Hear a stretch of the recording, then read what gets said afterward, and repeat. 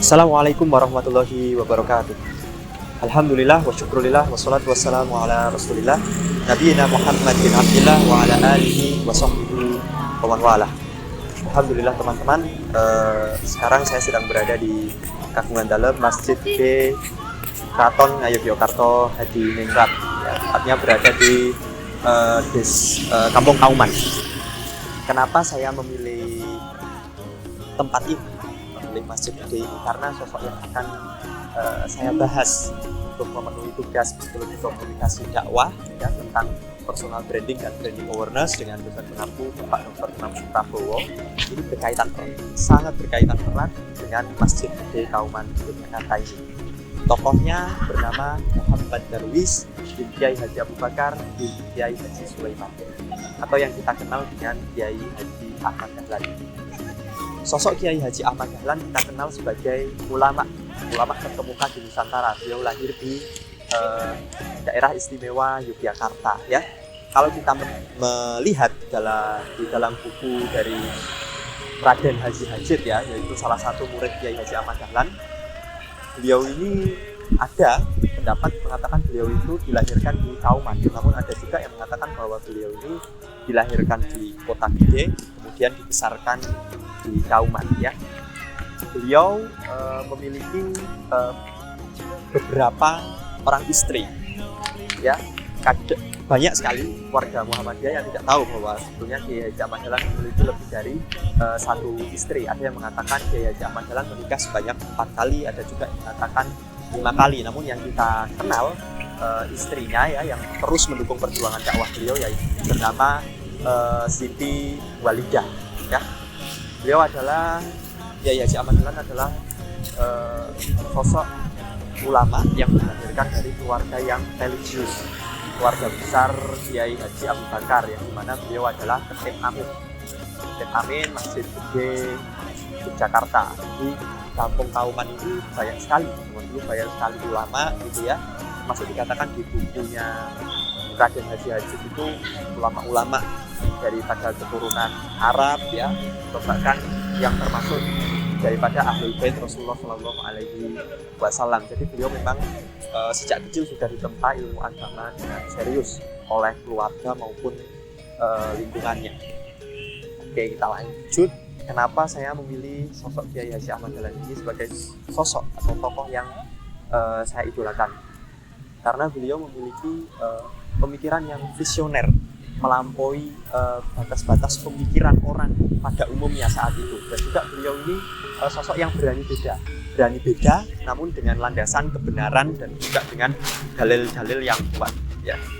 Ada berbagai kisah yang sebetulnya banyak sekali kalau diceritakan dalam satu video itu tidak bisa selesai, ya, teman-teman.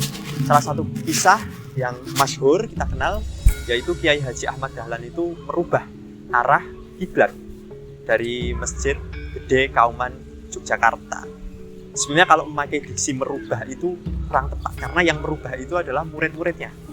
Yang merubah murid-muridnya, Kiai Haji Ahmad Dahlan hanya berpendapat bahwa pada saat itu bahwasannya kiblat Masjid Gede yang kita lihat sekarang ini adalah kiblatnya pada zaman dulu itu salah, tidak mengarah tepat ke Masjidil Haram, ke Ka'bah sana. Nah, murid-murid beliau ini kan juga tidak sedikit.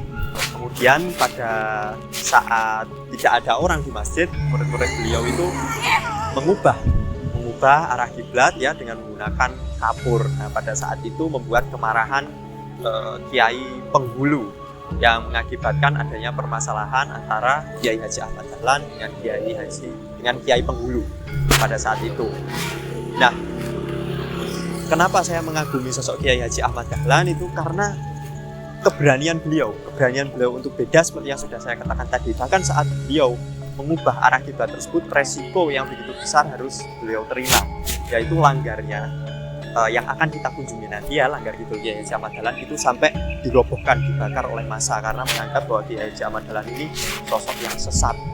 Bahkan anak-anak, ya, orang-orang di sekitar Kauman sampai mengatakan bahwa Kiai Haji Ahmad Dahlan itu kiai mute, kiai kafir, gitu, ya, karena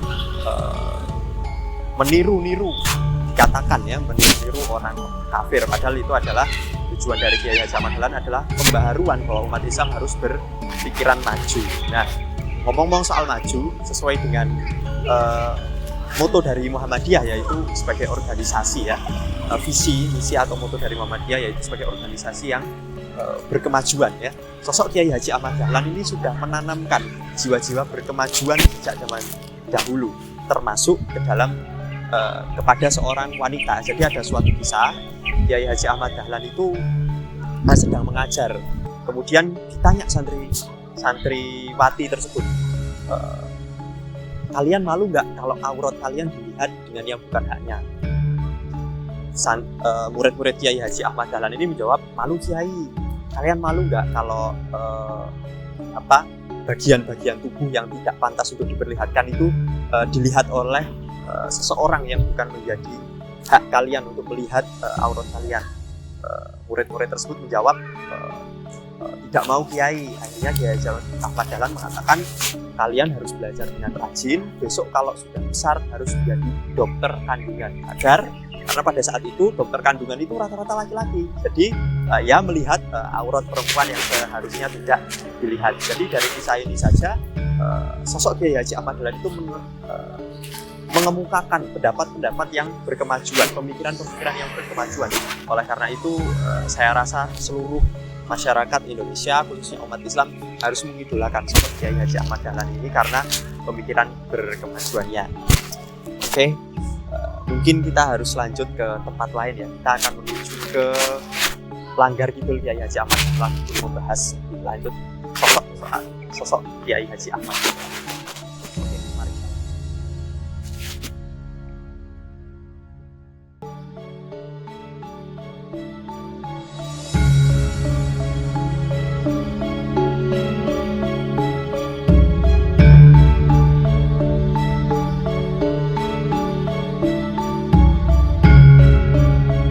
Alhamdulillah teman-teman, sekarang kita sudah berada di Langgar Kidul Kiai Haji Ahmad Dahlan. Ini tempatnya ada di kalau teman-teman ingin mengunjungi tempat ini bisa lewat jalan di luar sana. Nanti ada kayak sign atau pelang atau tanda tulisan Langgar Kidul Kiai Haji Ahmad Dahlan. Atau mungkin teman-teman yang ingin jalan-jalan menyusuri Desa Kauman bisa lewat belakang Masjid Gede Kauman. Nanti saat masuk pintu utama ambil kanan, nanti masuk gang, tinggal ikuti jalan saja, nanti menemukan Langgar ini. Langgar itu masuk di tengah-tengah perkampungan. Oke, jadi Langgar Kidul Kiai Haji Ahmad Dahlan ini adalah menjadi langgar yang menjadi saksi sejarah, saksi perjuangan dakwah daripada Kiai Haji Ahmad Dahlan. Luar biasa, berbagai kisah histori itu ada banyak sekali di Langgar ini. Beliau mengajar santri-santri beliau menyusun bagaimana strategi dakwah untuk Muhammadiyah ke depannya. Itu juga salah satunya tempatnya yaitu di Langgar Kidul ini. Jadi Langgar Kidul ini tuh dulu sempat dirobohkan ya, karena pada saat itu kiblat Langgar Kidul ini itu berbeda dengan kiblat Masjid Gede. Karena Kiai Haji Ahmad Dahlan ini kan menguasai ilmu astronomi ya, ilmu perbintangan, ilmu yang mempelajari tentang bagaimana mengatur arah kiblat dan sebagainya. Nah, Kiai Haji Ahmad Dahlan berpendapat bahwasannya kiblat Masjid Gede Kauman itu tidak tepat, melenceng, arahnya tidak menuju kepada Ka'bah di Masjidil Haram di Saudi sana. Nah, sedangkan Langgar Kidul Kiai Haji Ahmad Dahlan ini setelah dihitung oleh Kiai Haji Ahmad Dahlan, arahnya sudah tepatnya. Pada saat itu akhirnya timbul konflik.